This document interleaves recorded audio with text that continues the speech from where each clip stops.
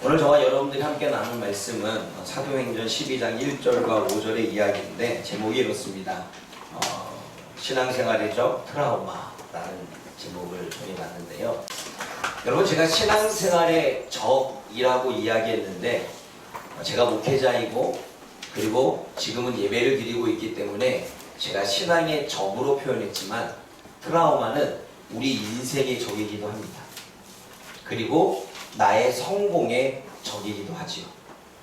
그 이야기는 무슨 말이냐면, 내가 트라우마가 있으면 성공하기가 쉽지 않고, 트라우마가 있으면 인생을 행복하게 살기도 쉽지 않고, 트라우마가 있으면 신앙생활을 올바로 하는 것도 장애가 되어진다는 것입니다. 단지 내가 목회자이고 지금은 설교 시간이기 때문에 신앙의 적이라고만 표현했지만, 트라우마는 우리의 인생의 적이고 또 한 가지 우리들의 성공의 적이 되는 거죠. 그러면 우리는 한 번쯤 생각해 봐야 됩니다. 트라우마가 뭐냐? 많은 사람들이 트라우마에 대한 트라우마 있어 라고 이야기를 하지만, 이 트라우마에 대한 사회적인 관점의 정의를 좀 우리가 알 필요성이 있죠. 이 트라우마는 정신에 지속적인 영향을 주는 격렬한 감정적인 충격이라고 사회 국어사전에서 표현합니다. 그러니까 감당할 수 없는 그리고 압도적인 감정이 밀려와서 그것으로 인해서 영향을 받아서 정신적으로나 또는 신체적으로 여러 가지 장애의 원인이 나타나는 부분을 트라우마라고 이야기하죠. 그래서 트라우마를 연구하는 사람은 큰 트라우마가 있고 작은 트라우마가 있다고 말합니다. 큰 트라우마는 지금과 같이 전쟁이 일어나거나 아니면 자연재해의 큰 재난을 입었거나 아니면 성폭력을 당했거나 아니면 여러 가지 강간을 당했거나 아니면 큰 사건과 사고가 있거나 이러한 부분들은 큰 트라우마라고 해서 그런 것으로 정신적으로 신체적으로 영향을 받는다고 이야기를 하죠. 그럼 작은 트라우마는 뭐냐라고 말할 때, 각 개인의 삶에서 자신의 자신감이나 자신의 자존감을 잃게 만드는 일상적인 생활 안에서 느껴지는 경험들이겠죠. 예를 들자면 자꾸 무시를 당한다던가 아니면 너는 못해라는 이야기를 듣는다던가 이렇게 자꾸 자존감과 자신감을 떨어뜨리는 부분들을 작은 트라우마라고 이야기를 합니다. 그건 사회적인 관점이고, 그럼 이거는 우리가 신앙적인 관점 또는 성경적인 관점에서 트라우마는 어떻게 볼 것이냐라고 하는 거죠. 여러분, 트라우마는 우리가 인류 안에서 여러 가지 일들이 일어난 이유는 대부분 죄 때문이라고 성경적인 관점에서 풀어갑니다. 하나님이 창조하신 창조의 질서가 있는데 그 창조의 질서에 죄가 들어왔고, 그 죄가 들어와서 일상적인 모든 것들이 깨어진 현상을 트라우마 중의 일부라고 봅니다. 죄가 들어오지 않았다면, 그 죄가 들어와서 사람의 관계가 깨지고 환경이 깨지고 사람의 생각과 감정이 깨어지지 않았다면 그 트라우마를 느끼지 않았겠죠. 그래서 성경적인 관점에서 트라우마의 정의는 하나님이 창조한 창조의 질서가 있는데 그게 죄 때문에 깨어져 나타난 현상을 말합니다. 그리고 나서 계속 성경 안에서는 사건이 일어납니다. 아담과 하와의 범죄 이후에 역사는 계속 트라우마의 영속입니다. 아담과 하와의 부부의 갈등은 결국 그 부부의 갈등은 네 탓이냐 내 탓이냐의 갈등이었고, 그 갈등으로 인해서 부부 가운데 문제가 생겼고, 그 부부 가운데 문제 때문에 온전한 삶을 살지 못하는 삶을 아담과 하와는 살게 되죠. 그러한 삶 가운데 살았던 가인과 아벨은 시기와 질투로 인해 형이 동생을 죽이는 살인사건이 이루어지죠. 부부의 관계가 옳지 않았기에, 좋지 않았기에, 죄로 인해서 그 관계가 깨어졌기에 결국 그 자식들까지도 그러한 연속 성상 안에서 사건들이 벌어지고 있다는 것입니다. 그리고 계속 이어서 후손들에 의해서 라멕은 자신이 누군가에 의해서 상처를 입었는데 그 상처 때문에 내가 이 분노를 다스리지 못해서 많은 소년을 죽였다라고 성경은 기록합니다. 자신이 상처를 입었고 그 상처 때문에 분노를 해소할 수가 없어서 그 트라우마 때문에 그 정신적인 충격 때문에 자꾸 사람을 죽이게 되어졌고 또 죽이게 되어지는 최초의 연쇄 살인마일 수도 있겠죠.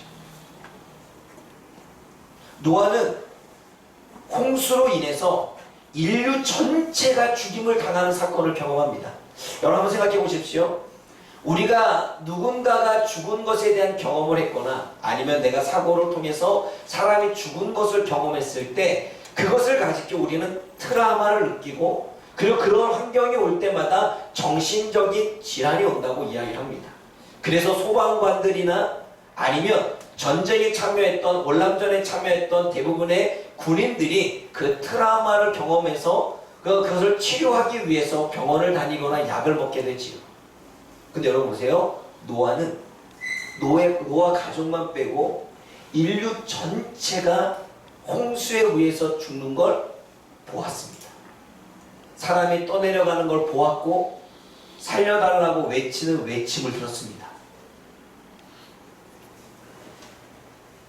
제정신으로 살 수 있을까요? 그래서 노아가 포도주에 취하고 싶은 건 아니었을까요? 포도주에 취해서 나중에 함이 아버지가 옷 벗고 자는 걸 다 봐가지고 그 자녀인 가나안을 저주를 하지만 포도주를 취해서 살 수밖에 없는 노아, 사람의 소리가 들리지 않았을까요? 자기만 살아남았다라고 하는 죄책감과 자기만 살아남았다고 하는 그 생각 가운데 그가 온전한 삶을 살 수 있었을까요? 트라우마나 심리적인 관점이나 정신적인 관점에서 보면 노아는 살기가 쉽지 않았을 거예요. 계속 귓가에 울리겠지요. 그리고 눈으로 보이겠지요. 사람이 떠내려가고 물속에 빠져드는 것. 맨정신으로 지키기가 쉽지 않기에 술 취하며 하루하루를 보내지 않았을까요? 또한 이삭의 아버지 아브라함은 하나님의 명령이긴 하지만 이삭을 데리고 모리아산에 올라가서 아버지가 칼로 자신을 죽이려고 하는 모습을 목격했습니다.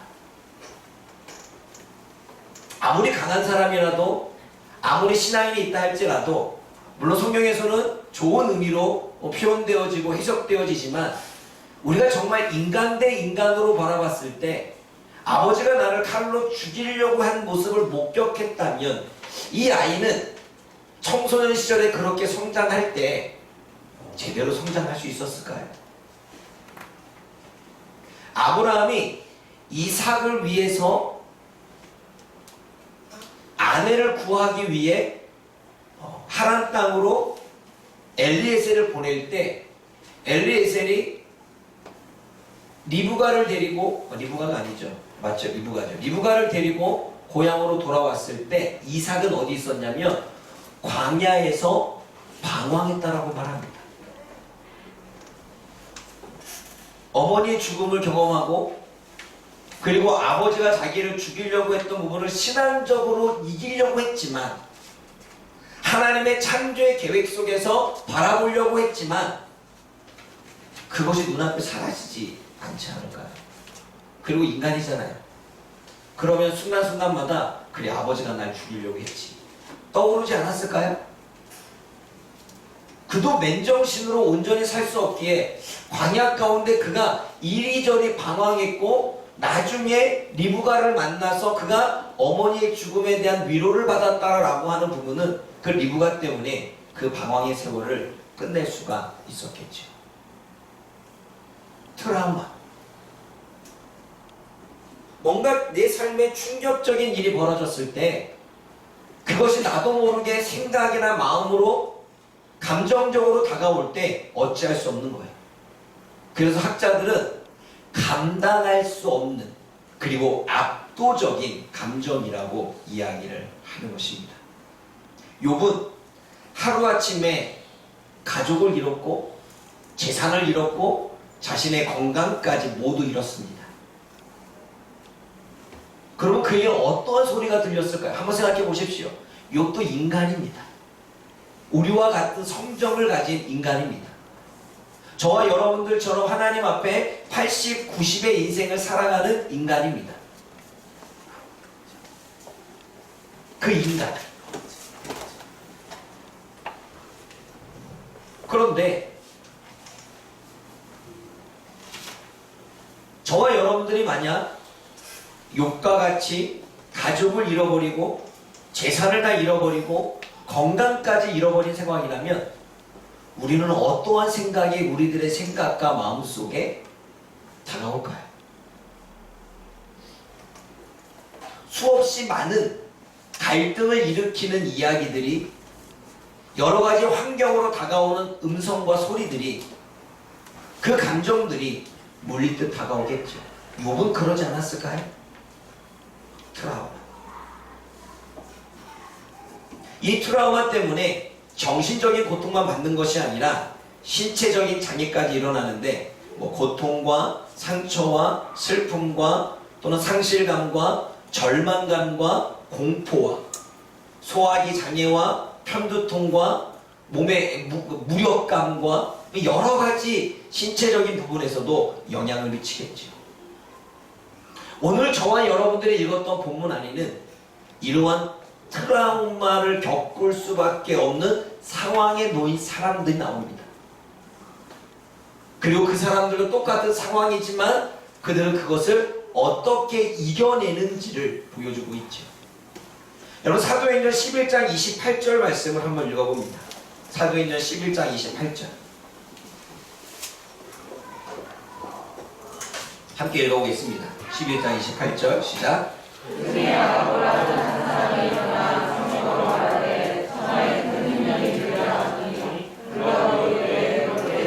큰 흉년이 들었습니다. 그런데 이 당시에 흉년은 큰 흉년도 있었지만 잘잘하게 있는 흉년도 있었겠지요. 예루살렘 중심으로 흉년이 일어나는데 아마 심각한 가난이고 많은 사람들이 먹지 못하는 일이 벌어졌겠죠. 북한에서는 옛날에 고난의 행군이 있었습니다. 고난의 행군 때 수없이 많은 사람들이 먹지 못해서 아사를 당했습니다. 그래서 탈북민들이 나와서 간증할 때마다 고난의 행군은 정말로 굶주려서 피골이 상접되어지고 수많은 사람들이 죽은 사건, 그때 너무 힘들었다고 말합니다. 그때의 트라우마를 가지고 있었던 탈북민들은 이 땅에서도 경제적으로 어려움이 다가올 때마다 그 생각이 떠오른다고 합니다.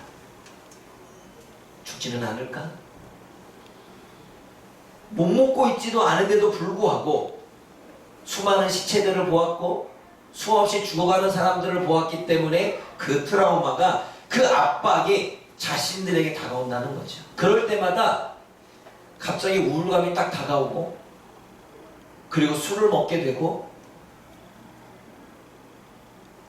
그리고 우울감이 나고 술을 먹으면 그 다음에 출근할까 안 할까요? 출근을 못해요. 그래서 탈북민들을 쓰는 기업인들은 탈북민을 안 쓰려고 해요. 한번 그들이 트라우마에 빠지게 되면 회사에 안 나오니까, 그러면 어때요? 탈북민 사역하는 사람들은 그 사람 또 집에 가서 데리고 가서 또 기업인들에게서 제발 부탁드립니다 라고 이 사역들을 탈북민 사역하는 사람들이 하는 거죠. 트라우마가 그런 거예요. 그냥 의욕상실, 삶 자체를 어떻게 살아가야 될지를 모르게 하는 무력감에 빠지게 하는 거죠. 그러면 그러한 기근을 계속 정했고 가난을 겪었고 굶주렸던 예루살렘의 백성들 또한 심각한 고난이 찾아왔을 때, 기근이 찾아왔을 때 덜컥하는 그런 마음이 들지 않았을까요? 아마 여러분들은 꼭 그러는 것이 아니더라도 열심히 일을 했는데 월급을 받지 못했어. 그러면 덜컥 어떻게 살아야 되는가라고 하는 두려움이 밀려오지 않습니까? 그게 별반 다른 문제가 아닌 거지요. 이쪽은 기근이라면, 농사에 대한 부분이라면 우리는 농사를 짓지 않으니 사회가 돌아가지 않아 월급을 제대로 못 받으면 어떻게 살아야 될 것인가 라고 하는 덜컥하는 마음이 우리 안에 있는 또 하나의 트라우마지요. 내가 가난을 겪어봤기에, 또 그 가난을 겪어야 된다는 아픔과 괴로움이 다가오는 거죠.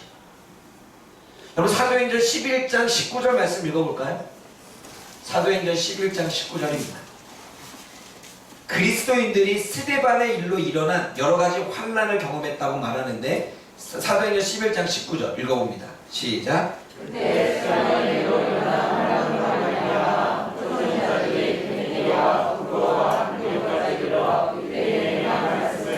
스데반의 일로 일어난 환난을 생각해 보려면 우리 8장 1절에서 3절을 읽어봐야 됩니다.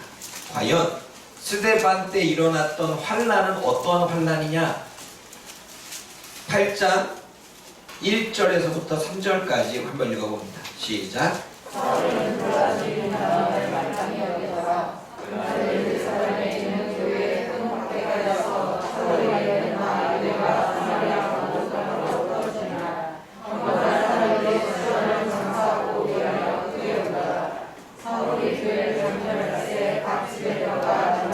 이때의 핍박은 이 사울이라고 하는 사람을 중심으로 핍박이 일어났고, 그리고 사람들을 잡아서 감옥에 가둬뒀고, 급기야 스데반이 죽음을 겪는, 또 일부의 많은 사람들이 죽음을 겪는 그러한 사회였습니다. 그래서 많은 사람들이 공포심을 느껴 흩어지지요.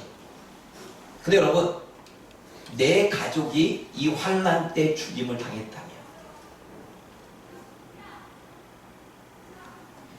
내가 알고 있던 사람이 이 환난 때 감옥에 끌려간 모습을 보았다면, 끌려갔는데 나올 때에는 반병신이 되고 나왔다면, 이 환난 때문에 다가오는 것이 트라우마로, 그래서 나도 잡혀가면 죽는 거 아니야 라고 하는 공포심으로 다가오지 않을까요? 그런데 사도행전 12장 1절을 보면 헤롯 아그리빠 때 그리스도인들이 또 대핍박을 당합니다. 12장 1절, 오늘 읽었던 본문이죠. 한번 읽어봅니다. 12장 1절 2절 시작. 그때 헤롯 왕이 손을 들어 그의 중에서 몇 사람을 하여하여 요한의 형제 야고보를 칼로 죽이니. 만약 트라우마를 가지고 있는 사람은 사울 때 일어났던, 사울과 유대인으로 일어났던 핍박이 헤롯이라고 하는 사람을 통해서 또 핍박이 일어날 때 떠오르지 않았을까요? 똑같이 핍박을 당하고, 똑같이 감옥에 끌려가고, 똑같이 야고보도 죽임을 당합니다. 그것을 경험했던 사람은 또 떠올릴 수 있겠지요. 그러면 두려움과 공포심에 아마 문 밖에 나오지 않을 수도 있고, 사람을 만나는 걸 꺼려할 수도 있고, 그리고 그 공포와 심리적인 불안 때문에 제대로 먹지도 자지도 못하는, 그래서 결국은 소화장애까지 일어나고, 그리고 그것에 무력감이 생겨서 아무것도 하지 못하는 낙심과 절망과 상실감에 빠지지 않을까요? 이게 트라우마입니다. 그런데 여러분, 사도행전 8장 4절과 6절에 스데반의 이 환난으로 일어난 이 부분 때문에 사람들이 어떻게 행동하는지를 우리 한번 볼까요? 사도행전 8장 4절과 6절입니다. 교회를 잔멸하려고 하고, 핍박을 하려고 하고, 감옥에 보내려고 하고, 그리고 죽임을 당했던 스데반의 이 사건이 있음에도 불구하고 4절과 6절 읽어봅니다. 시작. 4절에서 6절 시작. 그것이 사람들이 돌아다니며 복음의 말씀을 전하되 이들이 사마리아 성에다가 그리스도를 백성에게 전하니 우리가 그들이라도 듣고 행하는 기적도 보고 감하고 가라는 말을 따르더라. 다는 아닐 것입니다. 만약에 100명의 성도가 있다면 50명은 그랬을 것이고 50명은 그러지 않을 수도 있겠죠. 어떠한 사람은 트라우마에 빠져서 공포와 상실과 절망감에 두려워 떠는 사람이 있었겠지만, 또 어떠한 사람은 빌립과 같이 흩어진 그곳에서 복음을 증거하는, 같은 트라우마와 같은 어떠한 환경을 겪었지만 복음을 증거하는 삶을 살아가는, 모두가 다 그러진 않았겠지요. 또 볼까요? 헤롯에 의해, 헤롯 아그리빠에 의해 핍박을 당할 때에도 12장 5절과 12절 말씀을 보도록 합니다. 똑같이 핍박을 당하고 감옥에 갇히고 죽임을 당하는 사건들을 경험한 그러한 사람들 중에 5절 말씀 읽어봅니다. 시작. 이에 베드로는 옥에 갇혔고 교회는 그를 위하여 간절히 하나님께 기도하더라. 하나님께 기도했습니다. 12절 읽어봅니다. 시작. 깨닫고 마가라는 요한의 어머니 마리아의 집에 가니 여러 사람이 거기에 모여 기도하고 있더라. 여러분, 똑같은 것을 경험했지만 모두가 그러진 않았겠지요. 모두가 다 기도하지 않았을 것입니다. 그런데 어떠한 사람은 그 두려움에, 그 공포에, 그 절망과 상실감과 내가 어찌할 수 없는 무력감에 빠져서 그냥 그렇게 하루를 보냈던 사람이 있다면, 어떠한 사람은, 어떠한 무리는 교회에 가서, 모임에 가서 기도하고 또 기도하고 말씀을 보고 또 기도하는, 같은 트라우마를 할지라도 누군가는 부정적인 영향을 봐서 계속 그 절망과 상실감에 빠져 있거나, 누군가는 그 절망감에서 벗어나기 위해서 몸부림쳐 싸우고 있는 모습들을 보게 되어집니다. 여러분, 트라우마의 삶은 그냥 우리 일상의 삶이 되어졌습니다. 여러분, 트라우마의 삶은 언제, 어디서, 누구에게나 일어날 수 있습니다. 어른이라서 트라우마가 있고 아이라서 없는 게 아닙니다. 남자라서 트라우마가 없고 여자라서 있는 게 아닙니다. 내가 마음이 약해서 트라우마가 있고 내가 마음이 강해서 트라우마가 없고 있는 게 아닙니다. 언제 어디서나 누구에게나 트라우마는 일어나는 일입니다. 그러나 트라우마는 언제 어디서 어떤 형태로 다가올지 모릅니다. 우리가 일상을 살아가기 때문에 어릴 적에 경험할지, 나이가 들어서 경험할지, 내가 직장에 가서 경험할지, 학교에 가서 경험할지, 내가 교회 안에서 경험할지, 아니면 다른 모임에서 경험할지, 언제 트라우마를 겪을지, 어떠한 형태로 다가올지 아무도 모릅니다. 그리고 그 트라우마는 우리가 알다시피 전쟁이나 사고나 죽을 뻔한 위기나 이런 것만 트라우마가 아니라 아주 자그마한 것도, 내 자존심에 스크래치가 일어나는 것도, 나의 자존감이 떨어질 만한 상황이 되는 것도 트라우마로 경험되어질 수 있다는 거죠. 그리고 그 트라우마는 정신적으로도 영향을 미치지만 신체적으로 영향을 미치고 관계적으로 영향을 미치고 문화적으로 영향을 미칩니다. 그러한 부정적인 영향을 심어주고 있지요. 그럼에도 트라우마는 사람들의 인생에 숨어 있습니다. 자신이 트라우마를 걸렸는지를 모르는 사람도 있고요. 내가 트라우마가 있음에도 불구하고 숨기는 사람이 있습니다. 그러기에 벗어나기가 더 쉽지 않죠. 여러분, 트라우마를 걸린 사람의 증상을 보게 되면 심리적으로는 수치심을 느끼거나 죄책감을 느끼거나 우울감이 있거나 무기력증을 갖거나 자기 혐오에 빠지거나 여러 가지 기타 등등이 있겠죠. 또 신체적으로 어떠한 영양 증상이 나타나냐면 두통이 있거나 갑자기 충격을 받으면 실어증 하지요. 실어증을 갖거나 마비증이 오거나 소화기 장애가 일어나거나 자해를 하거나 관계적인 부분에서 영향을 주겠죠. 짜증이 많이 늘어나거나 공격적인 언어로 바뀌거나 비상식적인 행동을 한다거나 강박적인 행동을 보이는 여러 가지 증상들이 트라우마 때문에 나오는 것입니다. 그런데 그것을 모르는 사람도 있고 알지만 숨기는 사람도 있죠. 여러분, 제가 볼 때, 제가 그래서 우리 교회 성도들 좀 알잖아요. 우리 교회 성도들 가운데 트라우마에 걸린 사람이 없을까요? 어떤 사람은 왕따를 당한 학생들 또는 학교에서 폭력을 당한 학생들은 그 트라우마에 사로잡혀 살겠죠. 그게 우리 인생의 트라우마 아닙니까? 또 인간관계 속에 또는 자라오면서 형제들과 관계 속에 계속 무시를 받아왔고 업신여김을 받아왔고 또는 억울한 일을 당하면 그걸로 인한 트라우마가 형성되어지고 그것이 나중에 관계적인 부분에서 계속 문제가 되어지겠지.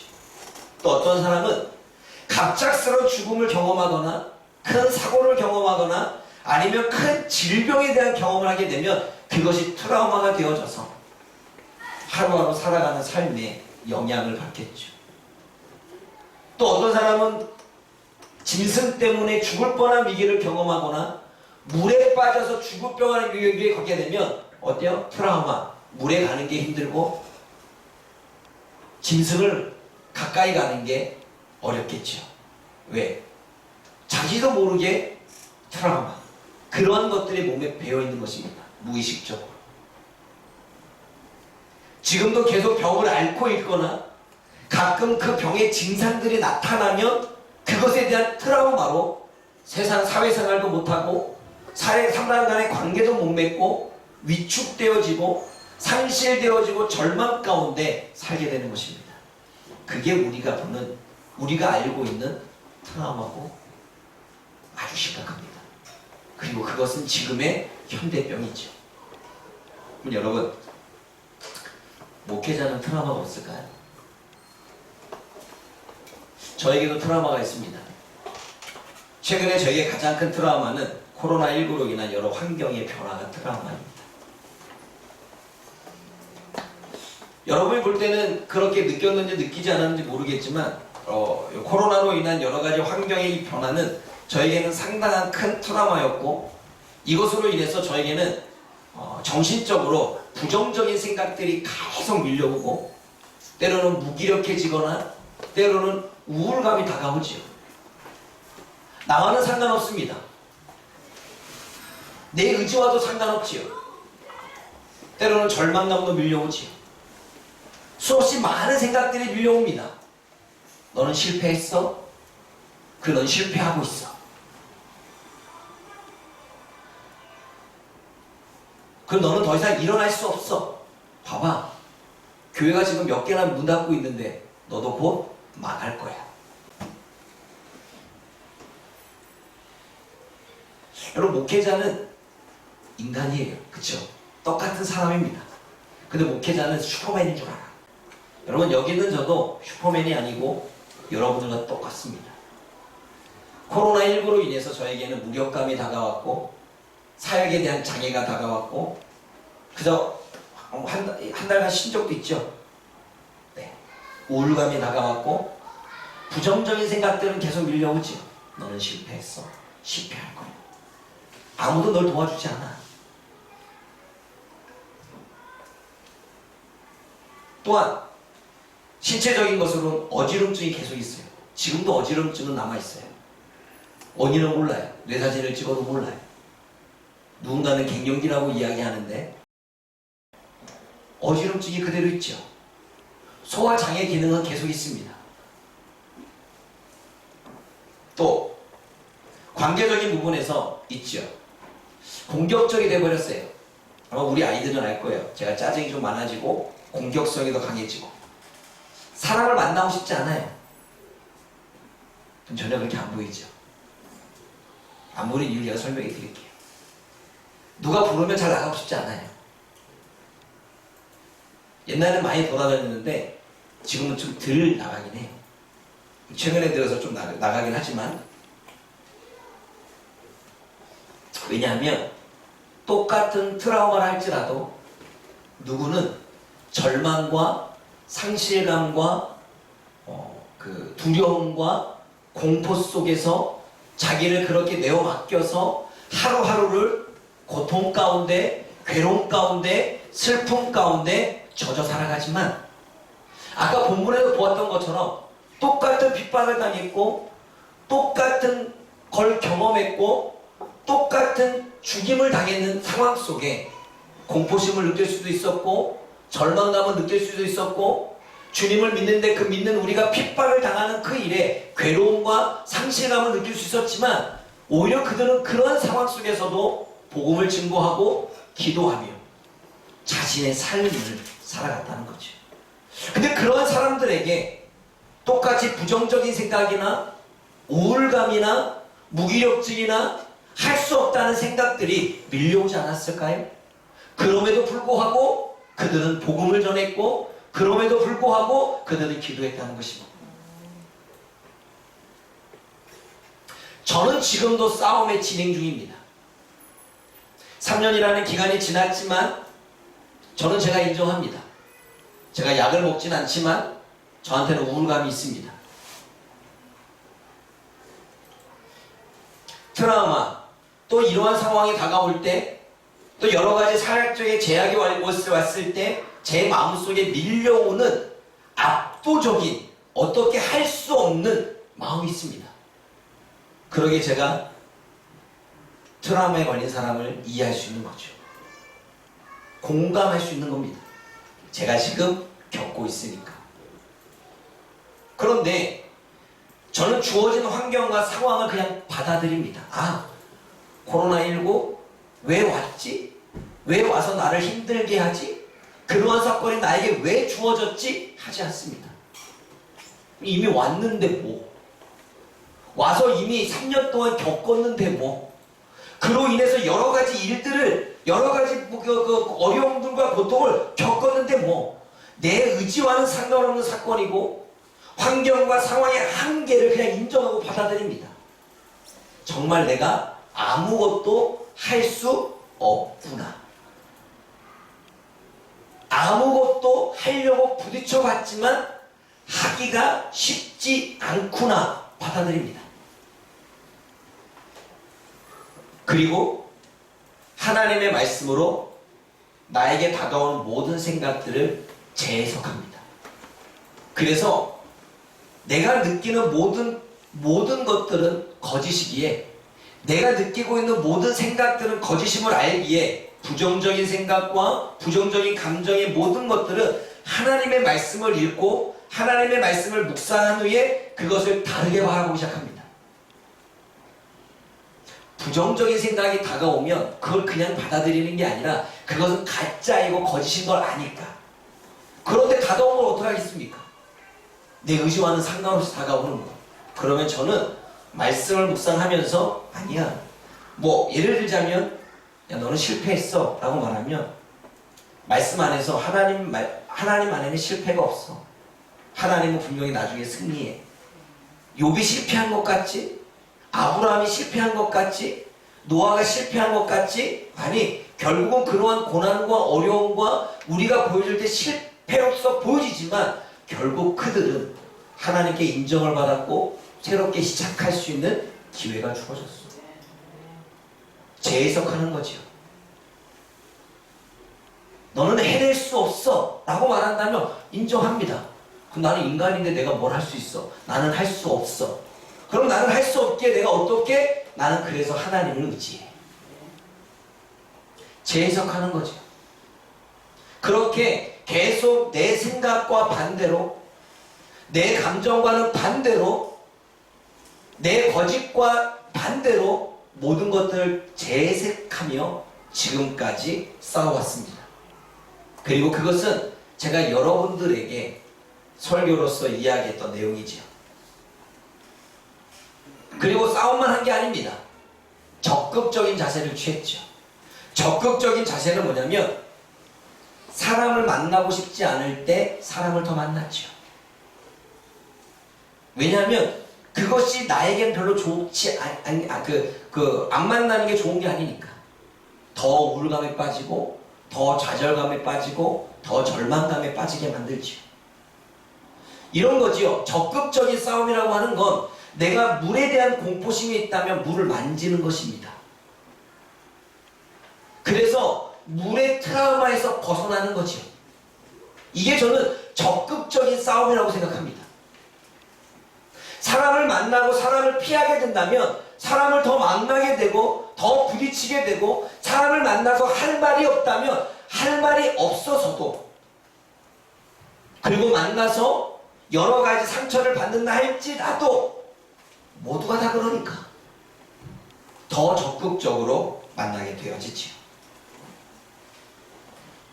그러니까 내 생각과 감정과는 반대로 행동하는 것입니다. 아, 기도하기 싫어. 더 기도하는 거죠. 아, 말씀 보기 싫어. 아, 오늘은 삶이 힘들고 나 갑자기 감정이 밀려왔어. 아, 귀찮아. 더 하는 거죠. 왜냐하면 제가 그 감정에 빠져보니 그게 나한테 도움을 주고 나를 굴 속에서 건져내고 나를 그 삶에서 이끌어낸 게 아니라 더 빠지게 만들고 더 고통스럽게 만들고 더 힘들게 만드는 걸 경험한 거죠. 여러분, 그래 안 그래요? 경험해 왔잖아요. 그래서 저는 결코 그것이 나를 성장시키고 나를 발전시키고 내 인생의 행복을 가져다 주지 않는다는 사실을 깨닫고 난 이후에 저는 적극적인 자세로 더 많은 대화와 더 많은 헌신과 더 많은 사역. 그래서 여러분 그거 아세요? 코로나 이후에 제가 많은 사역들을 했죠. 뭐 온라인 한다 그래야죠. 먹기도 하고. 오늘도 마찬가지예요. 여러분, 한 달 동안에 다른 사람들을 모셔다가 뭐 우리 성도이기도 하지만 1시부터 2시 20분까지 그런 토크 세미나 하려고 하는 것은 적극적인 사역입니다. 안 그러면 안 하고 싶어요. 안 만나고 싶어요. 여러분 열심히 하는데 한번 생각해 보세요. 나는 열심히 하는데 목사님 또 뭐 일만 들었어. 그러면 그 얘기 들으면 안 하고 싶어요. 나도 안 하지 뭐. 안 하는 편한데. 그런데 그게 결국 우리들의 인생을 성공으로, 성장으로, 발전으로 이끌어가지 못하더라는 거죠. 그래서 저는 더 만들어요. 목양놀이터 만든다고 할 때에도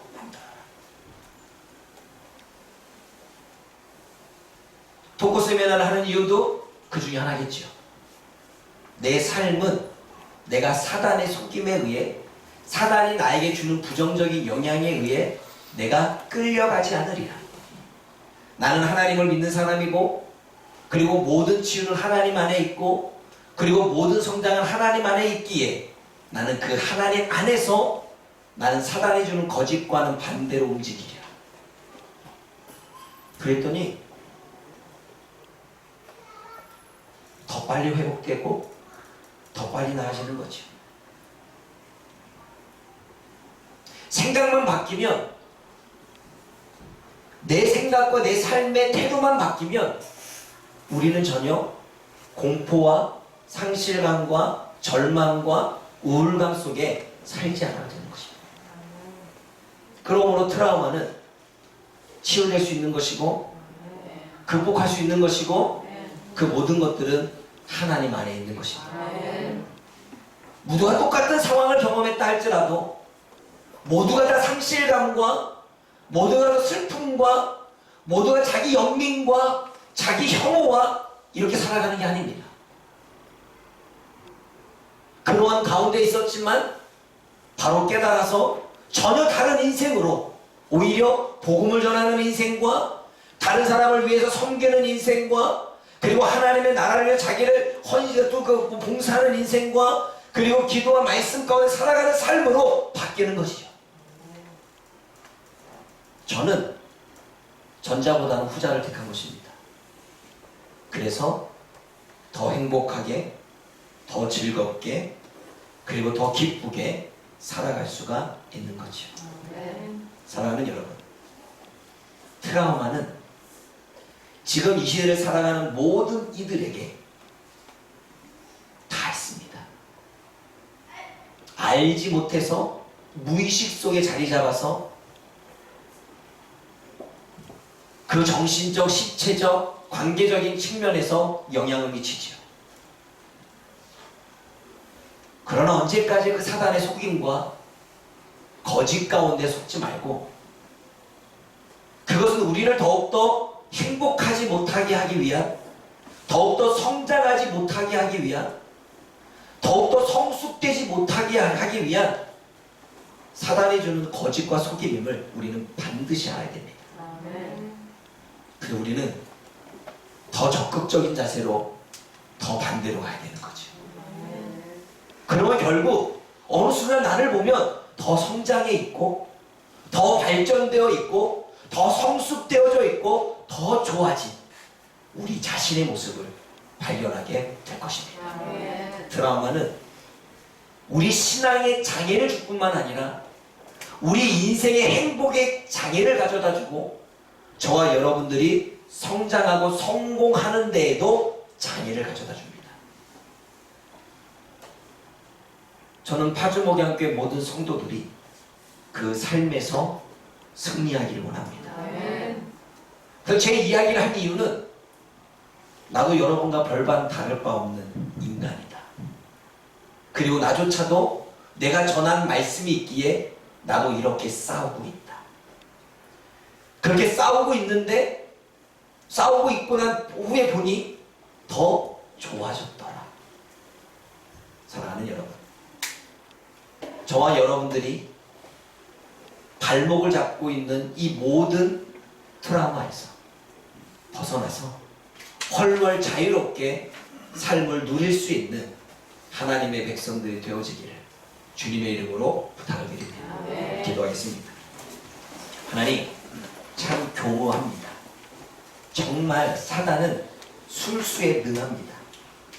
우리들의 상황과 환경을 너무나 잘 알기에 내가 인생을 살아왔던 삶, 내 어릴 적의 삶, 지금 살아가고 있는 삶, 이 모든 걸 너무나 잘 알기에 하나하나 그런 것들을 건드려서 우리 생각에 영향을 주고 우리 마음에 영향을 주어서 우리로 하여금 더욱더 성장하고 성숙되고 발전하지 못하도록 우리를 묶어두고 있는 것을 보게 되어집니다.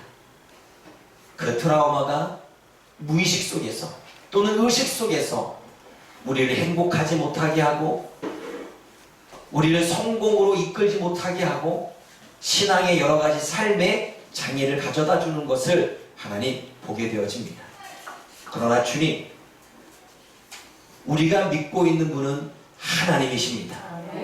그 모든 것들을 치유하고 극복하고 승리케 하시는 분이 하나님이십니다. 그리고 하나님의 말씀은 그 모든 것들을 이길 수 있는 방법들을 우리들에게 진리로 제시하여 주셨습니다. 그 말씀을 부여잡고 사단의 속임과 속임에서 벗어나 능히 다른 인생을 선택할 수 있는 우리가 되게 하여 주옵소서. 두려움을 선택하고 우울감을 선택하고 자기 혐오를 선택하고 수치와 죄책감을 선택하고 절망과 상실감을 선택하는 것이 아니라 우리에게 주어지는 똑같은 인생을 만족을 선택하고 기쁨을 선택하고 긍정을 선택하고 축복을 선택하고 감사를 선택하며 살아갈 수 있는 우리가 되게 하여 주옵소서. 그러므로 파주목양교회 모든 성도들이 사단의 그러한 공격으로부터 능히 이겨낼 수 있도록 성령 하나님 도와주옵소서. 예수님의 이름으로 기도드립니다. 아멘.